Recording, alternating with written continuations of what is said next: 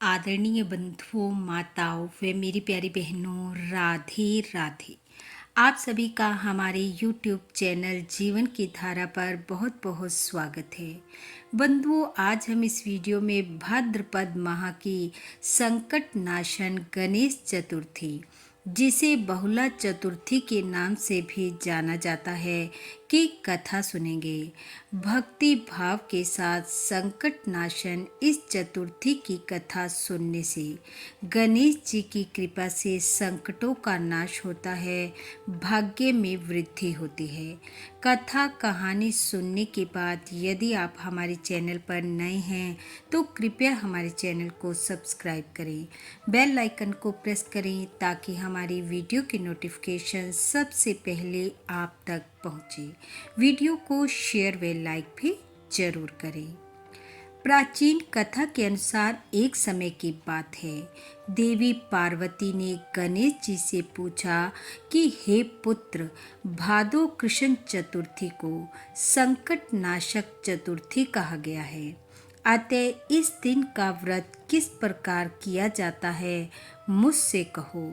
माता की बात सुनकर गणेश जी ने कहा, हे माता, भादो कृष्ण चतुर्थी सब संकटों के नाशक, विविध फलदायक एवं संपूर्ण सिद्धियों को देने वाली है। व्रत से संबंधित कुछ विशेषताएं हैं, उन्हें मैं बतलाता हूँ, सुनो। भगवान श्री कृष्ण कहते हैं कि हे युधिष्ठिर, पुत्र की ऐसी बात सुनकर पार्वती जी ने उनसे पूछा कि इसकी क्या विशेषता है, कहिए। गणेश जी ने कहा कि इस दिन प्रातःकाल स्नान आदि कार्यों से निवृत्त हो स्वच्छ वस्त्र धारण कर भक्ति भाव से पूजन करें। 12 महीनों में अलग अलग नामों से गणेश जी की पूजा करनी चाहिए। विनायक, एक दंत, कृष्ण पिंग, गजानन, लंबोदर, भालचंद्र, हेरंब, विकट, वक्रतुंड, आखुरत, विघ्न राज और गणाधिप, इन 12 नामों से व्रती को गणेश जी की पूजा करनी चाहिए। अलग अलग महीने में एक एक नाम से पूजा करें। चतुर्थी के दिन प्रातः नित्य कर्म से निवृत्त हो व्रत का संकल्प करें। तत्पश्चात पूजन और कथा का श्रवण करें। गणेश जी बोले, हे माता, पूर्व काल में नल नामक एक पुण्य आत्मा और यशस्वी राजा हुए। उनकी रूपशालिनी रानी दमयंती नाम से प्रसिद्ध थी। एक बार उन्हें शाप ग्रस्त होकर राज्य से निष्कासित होना पड़ा और रानी के वियोग में कष्ट सहना पड़ा। तब उनकी रानी दमयंती ने इस सर्वोत्तम व्रत को किया। पार्वती जी ने पूछा कि हे पुत्र, दमयंती ने किस विधि से इस व्रत को किया और किस प्रकार व्रत के प्रभाव से 3 महीने के अंदर ही उन्हें अपने पति से मिलने का सहयोग प्राप्त हुआ, इन सब बातों को बतलाइए। भगवान श्री कृष्ण ने कहा कि हे युधिष्ठिर, पार्वती जी के ऐसा पूछने पर बुद्धि के भंडार गणेश जी ने जैसा उत्तर दिया उसे मैं कह रहा हूँ, आप सुनिए। श्री गणेश जी कहते हैं कि हे माता, राजा नल को बड़ी बड़ी आपदाओं का सामना करना पड़ा। उसके हाथी खाने से हाथी और घुड़साल से घोड़ों का अपहरण हो गया। डाकुओं ने राजकोष लूट लिया और अग्नि की ज्वालाओं में घिरकर उसका राज्य भस्म हो गया। राज्य को नष्ट करने वाले मंत्री ने भी उनका साथ छोड़ दिया। राजा अपना सब कुछ गंवा बैठा। उनकी राजधानी भी उनके हाथ से निकल गई। सभी ओर से निराश और असहाय होकर राजा नल वन में चले गए। वन में रहते समय उन्हें दमयंती तथा अपने पुत्र के साथ अनेक कष्ट झेलने पड़े।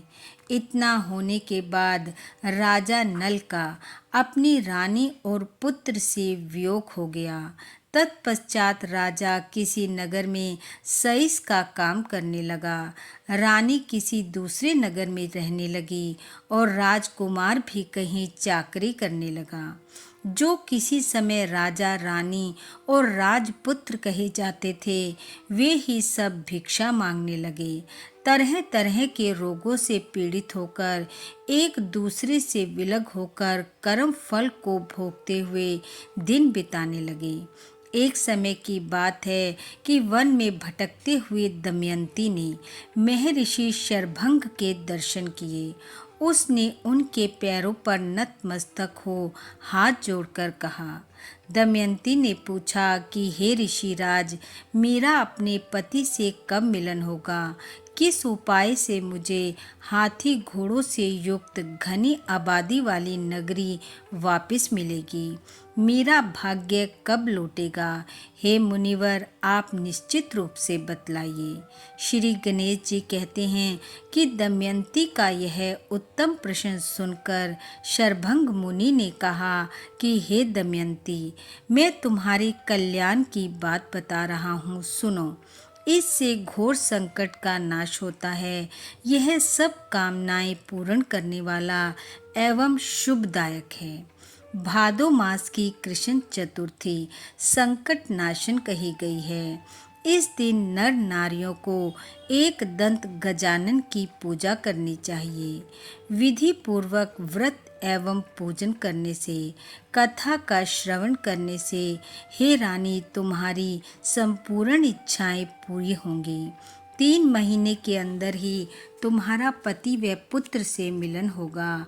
यह बात मैं निश्चय पूर्वक कहता हूँ। गणेश जी कहते हैं कि शरभंग मुनि का ऐसा आदेश पाकर दमयंती ने भादो की संकट नाशिनी चतुर्थी से व्रत को प्रारंभ किया और तभी से बराबर प्रति मास गणेश जी का पूजन करने लगी। 3 ही महीने में, हे राजन, इस उत्तम व्रत को करने से उसे पति, राज्य, पुत्र और पूर्वकालीन वैभव आदि की प्राप्ति हो गई। भगवान श्री कृष्ण कहते हैं कि हे पृथा पुत्र युधिष्ठिर, इसी प्रकार इस व्रत को करने से आपको भी राज्य की प्राप्ति होगी और आपके सभी शत्रुओं का नाश होगा। यह निश्चय है। हे राजन, इस प्रकार मैंने सभी व्रतों में उत्तम व्रत का वर्णन किया।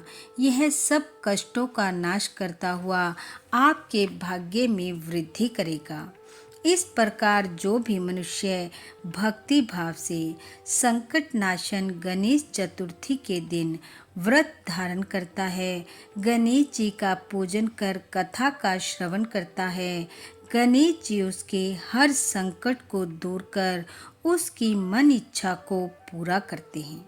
बोलो गणेश जी महाराज की जय। बंधुओं, गणेश जी की कृपा आप व आपके परिवार पर सदैव बनी रहे। आपका घर आंगन खुशियों से महकता रहे।